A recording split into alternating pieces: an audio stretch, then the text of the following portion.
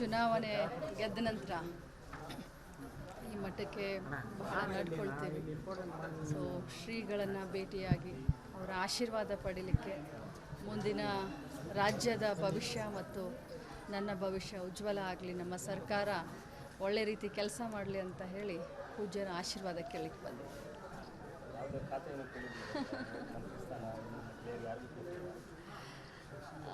ಕೊಡಬೇಕಾಗಿತ್ತು, ಯಾಕಂದರೆ ಮಹಿಳಾ ಪ್ರತಿನಿಧಿ ಒಬ್ಬರಾದರೂ ಇರಬೇಕಾಗಿತ್ತು. ಆಗಲಿ, ಈಗೆಲ್ಲ ಸೀನಿಯರನ್ನ ಮಾಡಿದ್ದಾರೆ.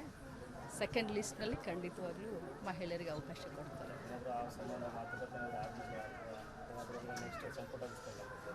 ನೆಕ್ಸ್ಟ್ ಸಂಪುಟ ವಿಸ್ತರಣೆ ಮೋಸ್ಟ್ ಪ್ರಾಬ್ಲಿ ಒಂದು 26-27 ಆಗುತ್ತೆ ಅಂತ ಎಲ್ಲರೂ ಮಾತಾಡ್ತಾರೆ. ಬಟ್ ಕರೆಕ್ಟಾಗಿ ಗೊತ್ತಿಲ್ಲ. ಯಾವುದೇ ಖಾತೆ ಕೊಟ್ಟರು ಕೂಡ ನಿರ್ವಹಿಸ್ತೀನಿ. ಜವಾಬ್ದಾರಿ ತಗೊಂಡು ಯಾವುದೇ ಖಾತೆ ಕೊಟ್ಟರು ಕೂಡ ಚೆನ್ನಾಗಿ ಕೆಲಸ ಮಾಡ್ತೀನಿ. ನನಗೆ ಮುಂಚೆಯಿಂದನೂ ಲಾಬಿ ಅಂದ್ರೇ ಗೊತ್ತಿಲ್ಲ, ಲಾಬಿ ಮಾಡಿನೂ ಗೊತ್ತಿಲ್ಲ, ಅದರ ಅವಶ್ಯಕತೆಯೂ ನನಗಿಲ್ಲ. ಕಾರ್ಯಕರ್ತೆಯಾಗಿ 22 ವರ್ಷದಿಂದ ಕಾಂಗ್ರೆಸ್ ಪಕ್ಷದಲ್ಲಿ ಕೆಲಸ ಮಾಡಿದ್ದೀನಿ.